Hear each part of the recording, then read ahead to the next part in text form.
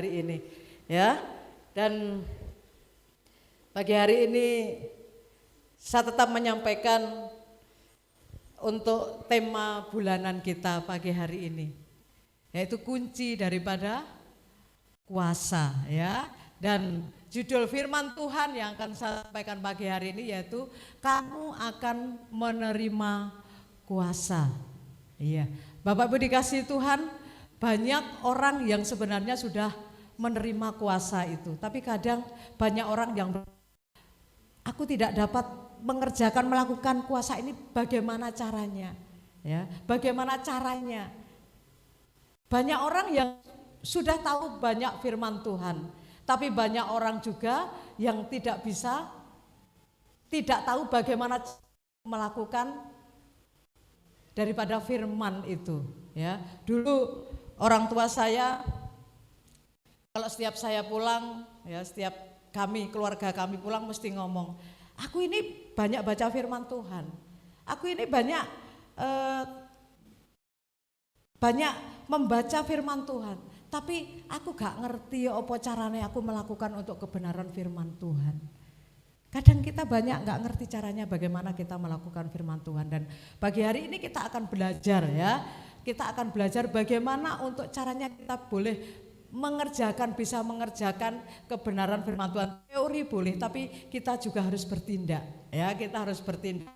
Dan judul yang saya ambil dari firman Tuhan pagi hari ini yaitu kamu akan menerima kuasa ya.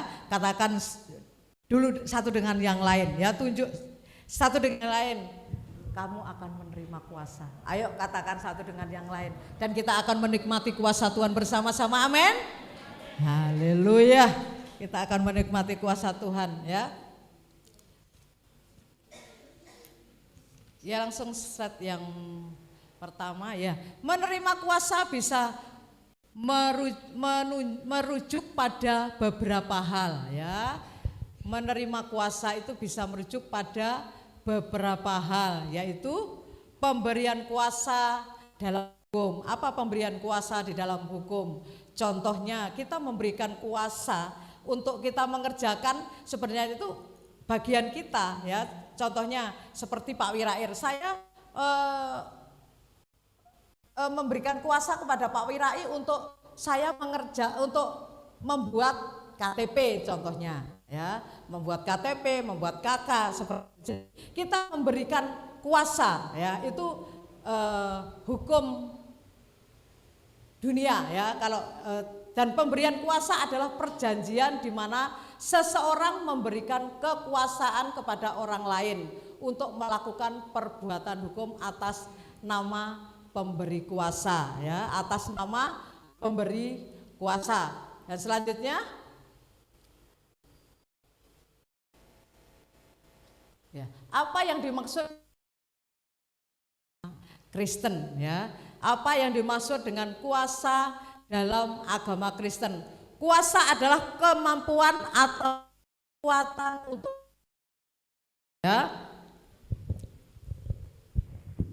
ya, kuasa adalah kemampuan atau kekuatan untuk melakukan sesuatu. Ya, melakukan sesuatu apa? Kita diberikan kemampuan untuk menyembuhkan orang sakit seperti itu. Kita diberikan kemampuan dan kita diberikan kekuatan untuk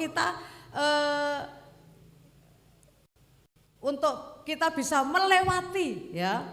Diberikan kekuatan untuk melewati setiap permasalahan, tantangan yang ada di dalam kehidupan kita. Ya, itu kuasa adalah kemampuan atau kekuatan untuk melakukan sesuatu, sedangkan otoritas adalah hak untuk menggunakan kuasa tersebut. Kepercayaan ya, kita diberikan kepercayaan sama Tuhan ya, untuk melakukan atau untuk menggunakan kuasa tersebut. Ya, kita diberikan kepercayaan untuk kita, contohnya kita menyembuhkan orang sakit ya. Terus apalagi ya, banyak hal ya, kita diberikan kepercayaan sama Tuhan untuk kita boleh apa?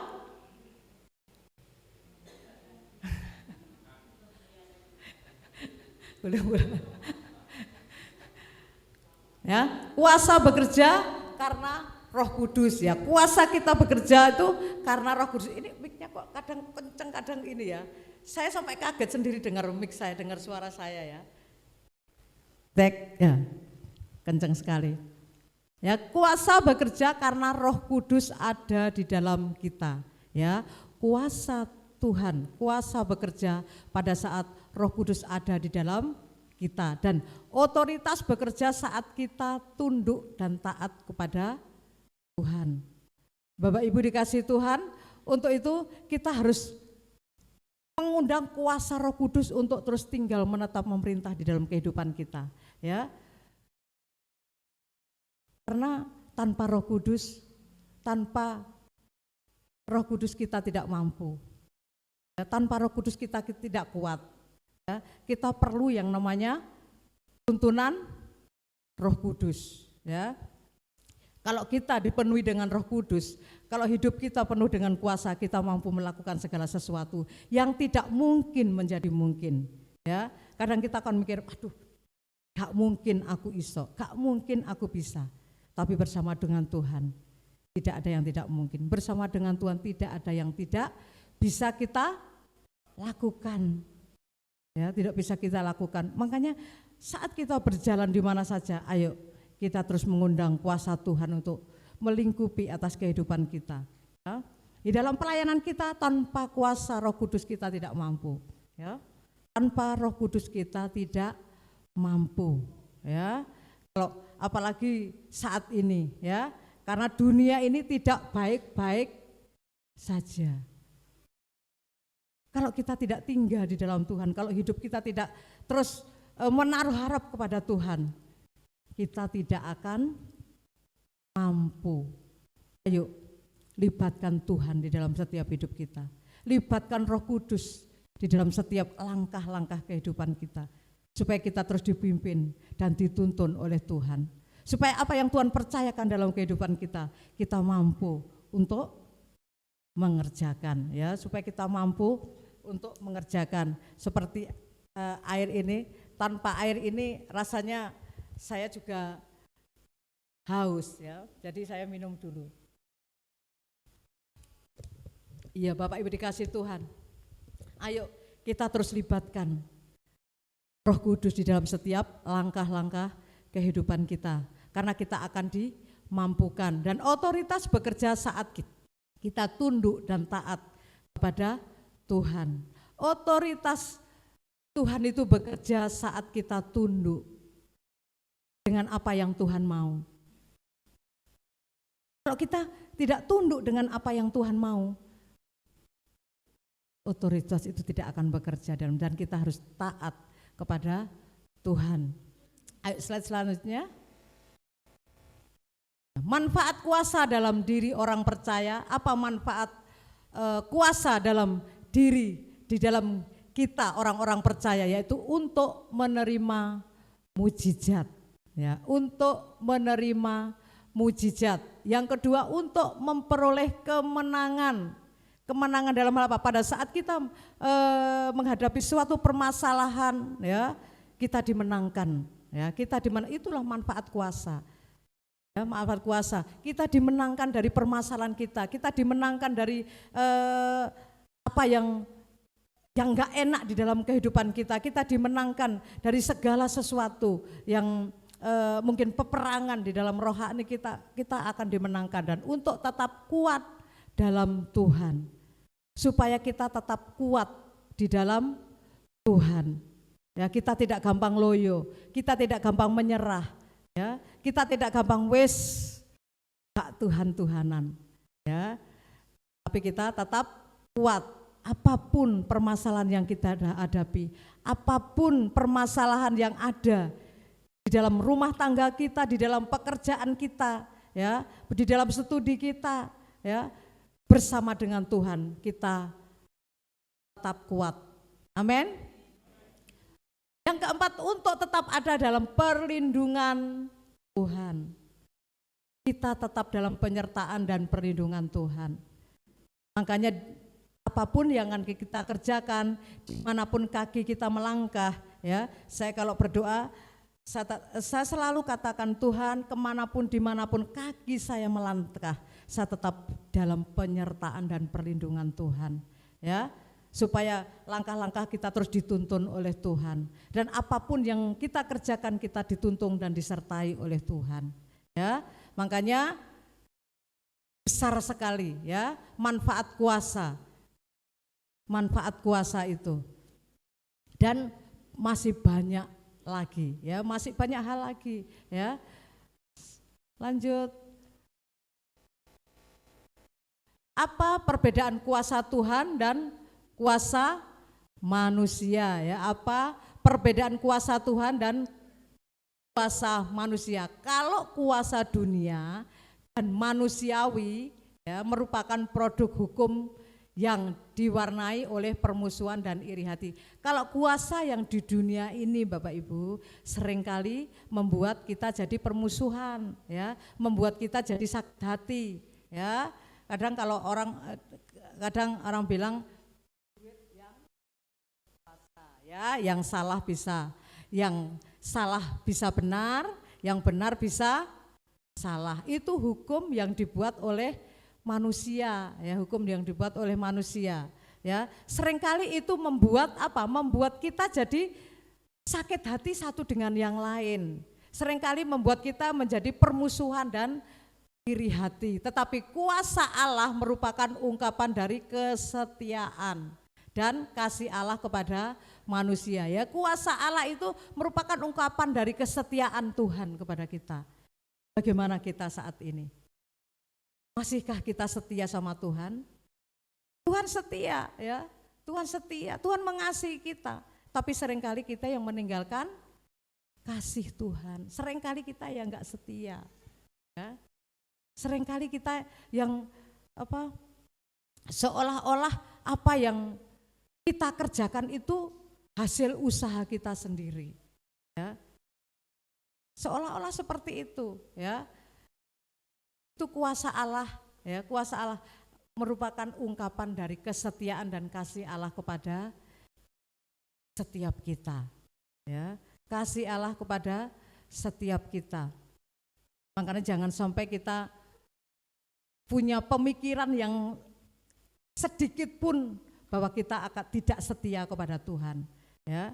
Tidak setia kepada Tuhan. Ayo kita tetap setia apapun yang terjadi di dalam kehidupan kita, ya. Permasalahan apapun yang terjadi dalam kehidupan kita, jangan sampai kalau masalah itu tidak selesai, jangan sampai kita bilang wis gak Tuhan-Tuhanan, ya. Tuhan setia mendampingi kita. Tuhan setia ada dalam kehidupan kita. Asal kita mau ngomong sama Tuhan, segala sesuatu pasti beres kabeh, ya, seperti pujian kemarin yang kita pujikan, ya. Selanjutnya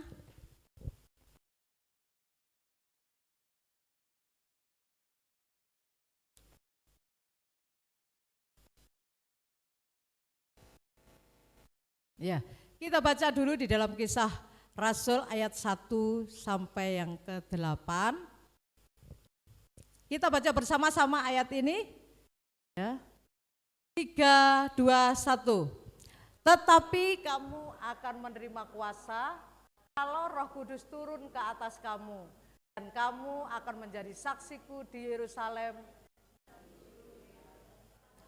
dan sampai ke ujung bumi. Iya, Bapak Ibu dikasih Tuhan, kalau kita dipenuhi dengan kuasa, ya, kita akan bersaksi, kita mampu bersaksi, ya, kita mampu bersaksi, ya, di dalam sampai keluar, ya, di dalam sampai keluar, bahkan sampai ke ujung bumi. Ujung buminya kita di mana? Di mana Tuhan percayakan kita, itulah ujung bumi kita, ya. Kalau Mas Hadi ujung buminya di mana? Ujung buminya di peternakan sana, ya, menjadi saksi, menjadi berkat, menjadi jawaban, ya, menjadi jawaban, ya. Dan yang lain di mana? Kayak Burintoko, di mana Burintoko tinggal, di situlah ujung buminya. Dimanapun kita berada, itulah ujung bumi kita. Dan di situ kita harus menjadi berkat dan berdampak, menjadi saksi dan bersaksi. Sampai kapan? sampai Tuhan datang. Ya, kadang kita bingung, ya. Bagaimana saya bersaksi, ya? Bagaimana kita bersaksi? Kadang kita bingung, ya. Dari kehidupan kita, ya, dari kehidupan kita yang menjadi jawaban bagi orang lain itu sudah bersaksi, ya. Jangan bingung kita waktu di Komsel. Contohnya waktu di Komsel, disuruh bersaksi bingung, cari-cari apa ya?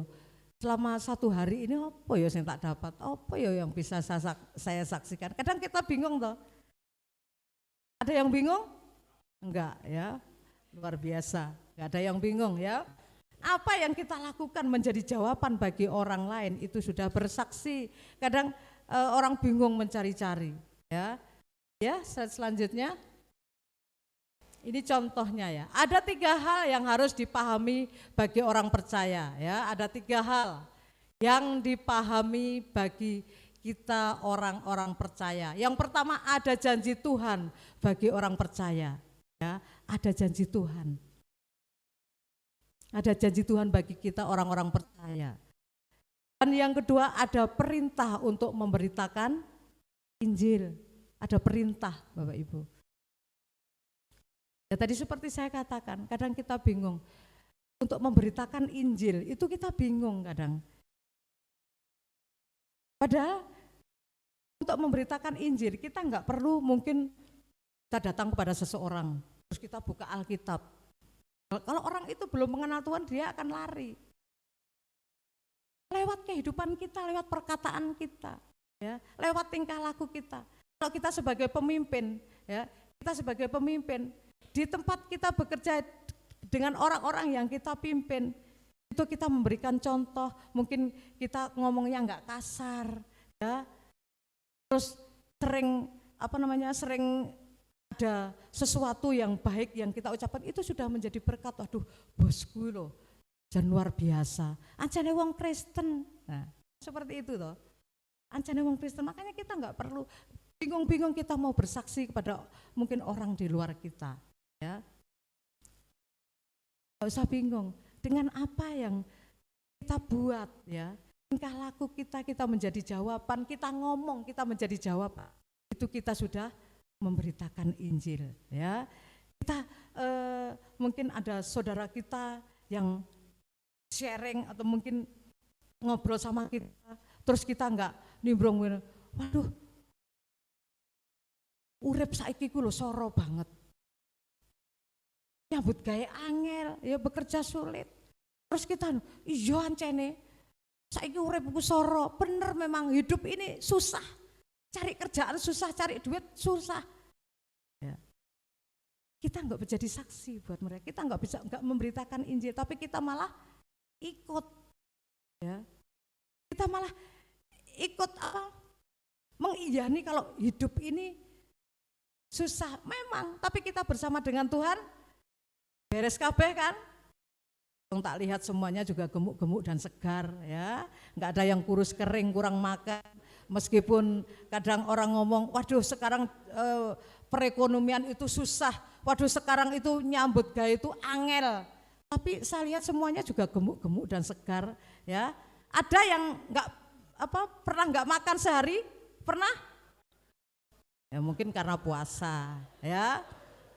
Enggak pernah toh? Ada yang pernah makan sama garam toh? Enggak ada. Ya, paling elek apa? Daging toh? Mendol. Ya puji Tuhan kita masih dikasih mendol. Banyak orang di luar sana yang mereka enggak bisa makan, ya, enggak bisa makan. Tapi kita bersama dengan Yesus beres kabeh, ya. Kita enggak pernah kelaparan. Bahkan kita sering membagi berkat satu dengan yang lain. Amin. Amin, haleluya, ya. Ada perintah untuk memberitakan Injil, ada modal yang diberikan dalam menjalankan tugas, ada modal Bapak Ibu. Kalau Tuhan menyuruh itu tidak pernah menyuruh dengan tangan kosong, tapi Tuhan memberikan modal, yaitu kuasa Roh Kudus. Kalau kita ada kuasa Roh Kudus Bapak Ibu, kita mampu, kita dimampukan, kita diberikan kekuatan. Ya, kita tidak berjalan sendiri, kita punya Tuhan yang luar biasa, amin. Makanya jangan khawatir, ya, jangan khawatir dalam hidup ini, ya. Hidup ini banyak masalah. Tapi kemarin Bapak Gembala sering ngomong kan, sering bilang seperti ini. Jangan bilang sama masalahmu bahwa kamu punya yang besar, tapi ngomong sama masalahmu bahwa kamu atau kita punya Tuhan yang besar. Jangan katakan kepada masalahmu, masalah kok besar sekali, tapi katakan pada masalahmu bahwa engkau punya Tuhan yang besar. Haleluya. Slide selanjutnya. Ya, untuk hidup dipimpin oleh Roh Kudus, maka kita harus hidup dalam persekutuan yang intim, ya, dengan Roh Kudus. Lewat apa? Ya, lewat apa? Kita lihat lewat apa? Slide selanjutnya. Lewat doa kita, lewat penyembahan kita, ya, dan lewat firman Tuhan, ya, lewat firman Tuhan. Untuk kita, ya, balik, lanjut. Iya, ini contoh Bapak Ibu, ya, ini contoh gereja mula-mula, ya, contoh gereja mula-mula yang mereka hidup intim dengan Tuhan, hidup terus bersekutu dengan Tuhan, ya, terus melekat hidupnya kepada Tuhan, ya, melekat kepada Tuhan. Dia akan memiliki apa? Ini gereja mula-mula ini terus bertumbuh. Kenapa gereja mula-mula ini bertumbuh? Karena dia terus melekat kepada Tuhan. Mereka terus bersekutu dengan Tuhan. Dan apalagi mereka bertambah luas, ya. Mereka bertambah luas. Karena apa? Mereka mau terus belajar. Ya. Ayo slide selanjutnya. Mereka mau belajar. Bukan, belumnya. Untuk terus ada ini, ya. Ini contoh gereja mula-mula Bapak Ibu, ya. Gereja mula-mula itu kenapa? Mereka terus mengalami sesuatu yang baik, ya. Yaitu bertumbuh. Kenapa bertumbuh? Ya, enggak kelihatan. Bertumbuh karena mereka bertekun dalam pengajaran dan berkembang secara pesat dan menyatakan mujizat-mujizat. Karena apa? Karena memiliki kehidupan doa yang luar biasa, ya. Ini contoh gereja mula-mula. Sehingga apa? Sehingga pada saat ada penganiayaan sekalipun tidak mampu menghentikan mereka untuk memberitakan Injil, ya. Karena ini, ya,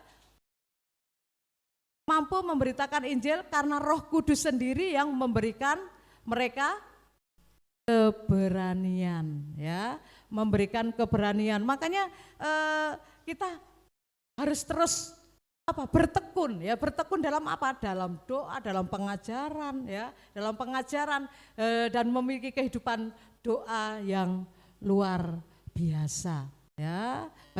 Doa kita Bapak Ibu sendiri yang menjawabnya. Untuk kita bisa menikmati sesuatu yang luar biasa, kita harus tekun Bapak Ibu, ya. Kita harus tekun, ya. Doa kita harus kita tingkatkan. Penyembahan kita, bagaimana penyembahan kita, ya. Apakah kita biasa-biasa saja? Doa itu memang bukan segala-galanya, tapi hidup kita harus terus hidup di dalam doa, karena tanpa doa kita tidak mampu, ya. Dan firman Tuhan sendiri katakan, dan ketika mereka sedang berdoa, goyanglah tempat mereka berkumpul itu, dan mereka semua penuh dengan Roh Kudus. Lalu mereka memberikan firman Allah dengan berani, ya. Kalau kita berdoa dengan sungguh-sungguh, ya, berdoa dengan sungguh-sungguh pada Tuhan, yakin dan percaya, goyanglah tempat mereka, goyanglah tempat kita, ya. Lanjutnya, yang kedua, ya, yang kedua, tadi yang pertama, ya, untuk hidup dipimpin oleh Roh Kudus, maka kita untuk hidup dalam persekutuan yang intim dengan Roh Kudus, kita harus lewat doa, penyembahan dan pengajaran firman Tuhan. Yang kedua, lewat apa? Lewat persekutuan dengan sesama orang percaya, ya. Persekutuan dengan sesama orang percaya. Kisah Rasul 4:34 sampai 37 saya bacakan, sebab tidak ada seorang pun yang berkekurangan di antara mereka. Karena semua orang yang mempunyai tanah atau rumah menjual kepunyaannya itu, dan hasil penjualan itu mereka bawa. Dan mereka letakkan di depan kaki rasul-rasul, lalu dibagi-bagikan kepada setiap orang sesuai dengan keperluannya. Ayat yang ke-36, demikian pula dengan Yusuf yang oleh rasul-rasul disebut Barnabas, artinya anak penghiburan, seorang Lewi dari Siprus. Ia menjual ladang miliknya lalu membawa uangnya itu dan meletakkannya di depan kaki rasul-rasul. Bapak Ibu dikasihi Tuhan, untuk kita, ya, intim dengan Tuhan, untuk kita, ya, hidup kita terus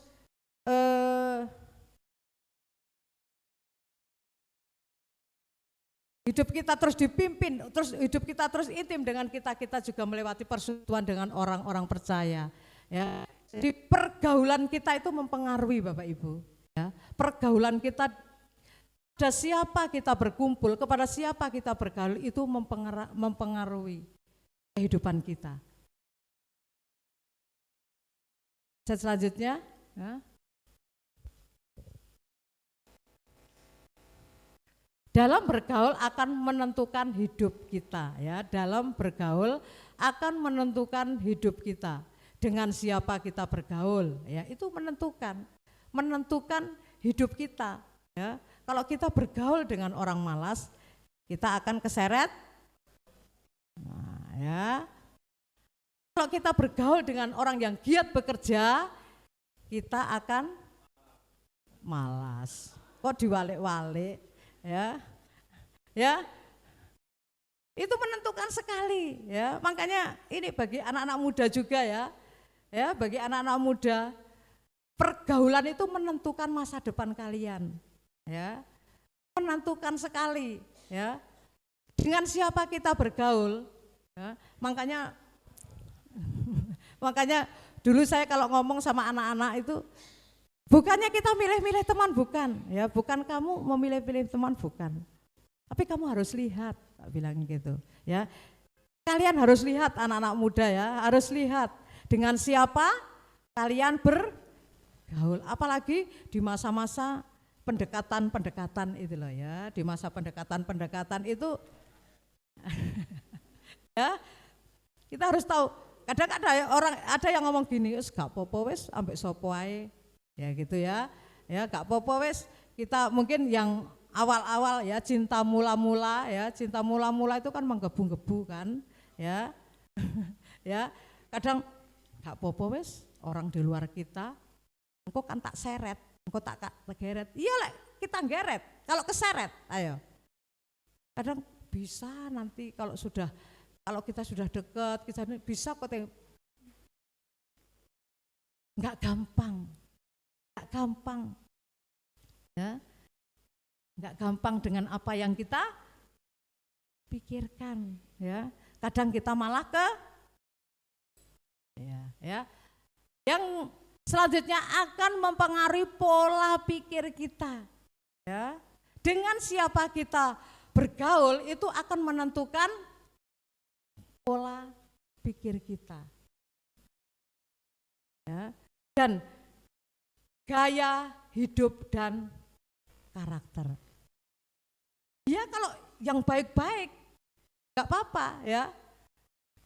Kalau kita itu kita terseret dengan yang baik gak apa-apa, kalau yang gak benar ya. Di dalam firman Tuhan aja katakan di sini, Amsal 22 ayat yang ke-24 sampai yang ke-25, jangan berteman dengan orang yang lekas gusar.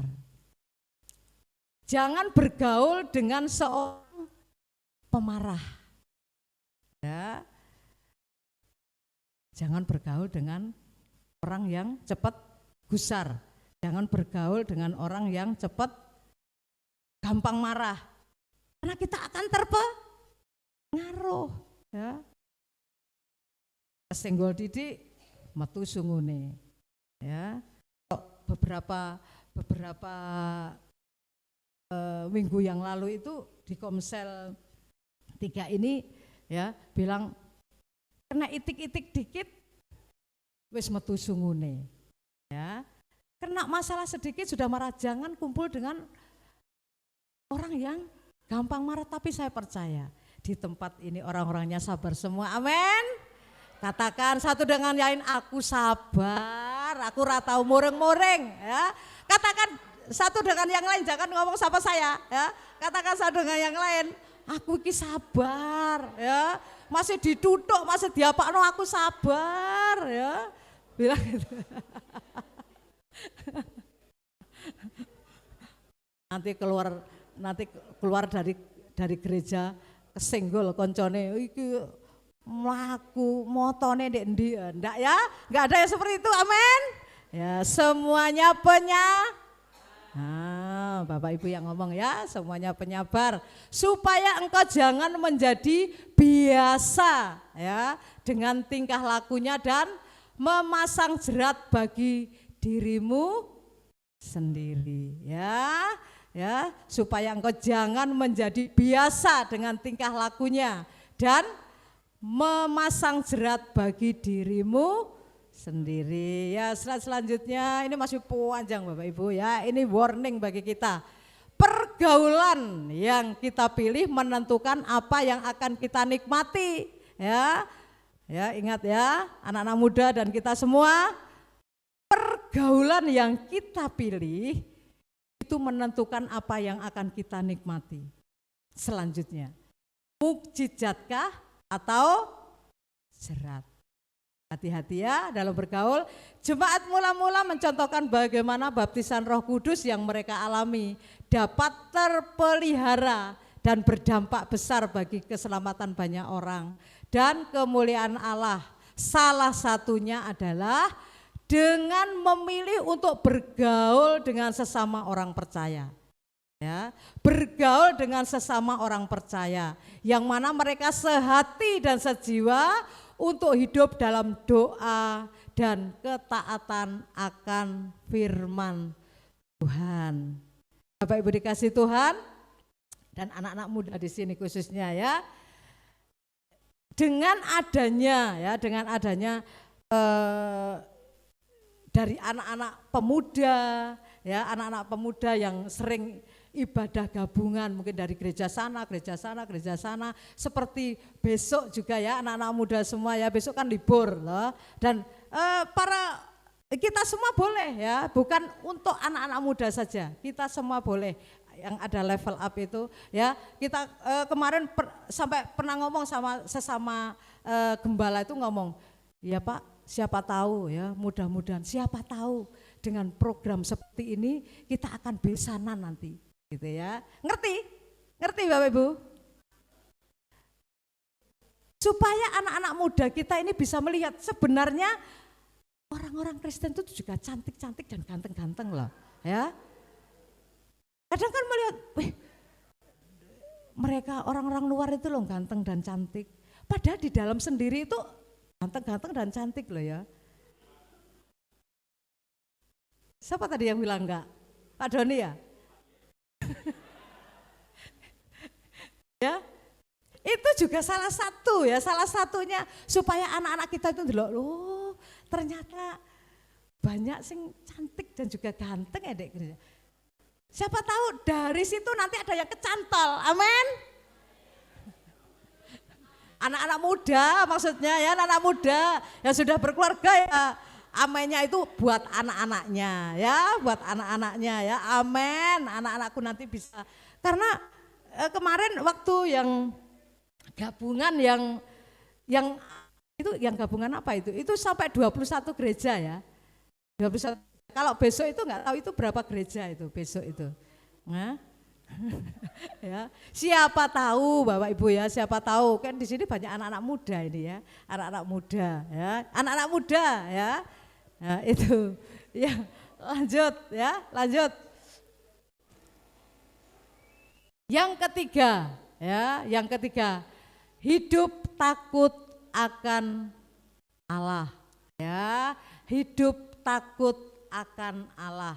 Kisah Rasul 5, 9 sampai 11 katakan, kata Petrus, mengapa kamu berdoa bersepakat untuk mencobai roh Tuhan ya. Lihatlah orang-orang yang baru mengubur suamimu berdiri di depan pintu dan mereka akan mengusung engkau juga keluar. Lalu rebahlah perempuan itu seketika itu juga di depan kaki Petrus dan putuslah nyawanya. Ketika orang-orang muda itu masuk, mereka mendapati dia sudah mati. Lalu mereka mengusungnya keluar dan menguburnya di samping suaminya.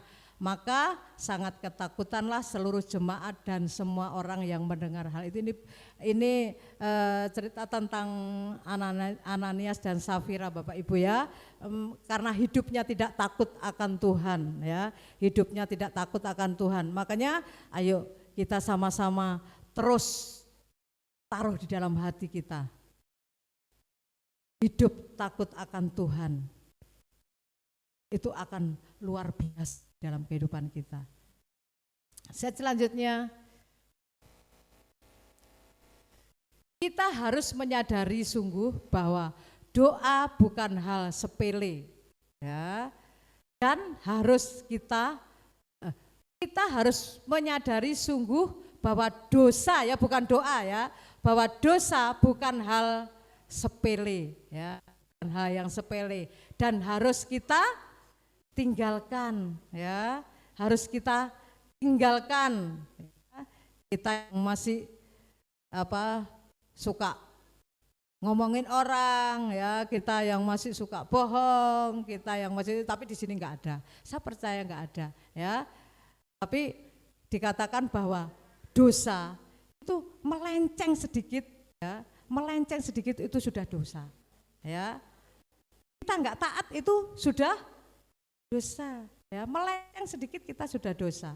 Makanya itu harus kita tinggalkan tanpa takut akan Allah yang suci dan murkanya terhadap dosa, maka umat Allah akan segera kembali hidup pada cara-cara dunia yang jahat, tidak lagi mengalami pencurahan roh dan terputus dari aliran kasih karunia Allah ya. Hidup takut akan Allah berarti berkata ya, berkata ya kepada semua firman dan perintahnya ya. Tidak ada kata sek Tuhan, tidak ada. Apa yang Tuhan firmankan itu iya ya. Ya kita lakukan ya. Ya kita lakukan dan berkata tidak kepada keinginan daging, berkata tidak dengan dosa. Ya, kalau ada yang mau melenceng, katakan langsung tidak. Ya, bukan dibalik ya, berkata tidak dengan firman Tuhan tapi iya dengan dosa, dengan melenceng. Ya, ya, berkata iya dengan firman Tuhan, berkata tidak dengan dosa. Ya, dosa sudah kita tinggalkan. Amin. Kita semua adalah orang-orang yang sungguh luar biasa ya. Selanjutnya tinggal sedikit Bapak Ibu dikasih Tuhan. Baptisan Roh Kudus dan kehidupan yang dipimpin oleh Roh Kudus menghasilkan kuasa ya, menghasilkan kuasa dan buah roh yang membuat jemaat mula-mula disukai Allah ya. Buah roh yang membuat jemaat mula-mula disukai Allah dan juga disukai semua orang, dan pada akhirnya membawa banyak jiwa percaya kepada Yesus. Sebaliknya, mereka yang mengakui dipenuhi oleh Roh Kudus namun hidup bertentangan dengan Roh Kudus sesungguhnya sedang menipu dirinya sendiri. Ya, baptisan Roh Kudus itu penting sekali dalam kehidupan kita, Bapak Ibu. Karena kita akan terus dipimpin di dalam kehidupan kita. Ya, kita terus peka di situ. Kalau hidup kita dipenuhi dengan Roh Kudus, peka dengan hal-hal yang tidak benar, peka terhadap hal-hal yang melenceng, peka terhadap dosa. Ya, kalau kita mau melakukan dosa di situ, di sini Roh Kudus mengingatkan, awas, iku dosa, ojo dilakoni, ya, itu dosa, jangan dikerjakan, ya. Tapi kalau hidup kita tidak dipenuhi Roh Kudus, seringkali kita salah-salah. Ayo terus kita minta Roh Kudus untuk pimpin di dalam hidup kita, amin. Supaya kita terus peka dengan hal-hal yang gak benar. Dan kita juga peka dengan hal-hal yang benar. Ayo lakukan ini, bantu orang ini, kita peka. Ya, bantu orang ini. Kita peka dengan itu semua. Yang terakhir ini kayaknya. Ya. Siap laksanakan, ya. Minta Roh Kudus membaptis kita dengan Roh-Nya, dan berilah diri kita untuk dipimpin oleh-Nya. Agar apa? Agar hidup kita memuliakan Allah dan menghasilkan buah-buah yang kekal, yaitu jiwa-jiwa yang dimenangkan bagi Kristus. Amin. Haleluya. Ya, saya undang untuk semua tim PB untuk maju ke depan, ya. Mari kita siap untuk melakukan apa yang Tuhan perintahkan hari ini. Minta Roh Kudus untuk membaptis kita. Karena kalau hidup kita dipenuhi dengan Roh Kudus, kita akan peka dengan segala sesuatu yang baik maupun yang tidak baik.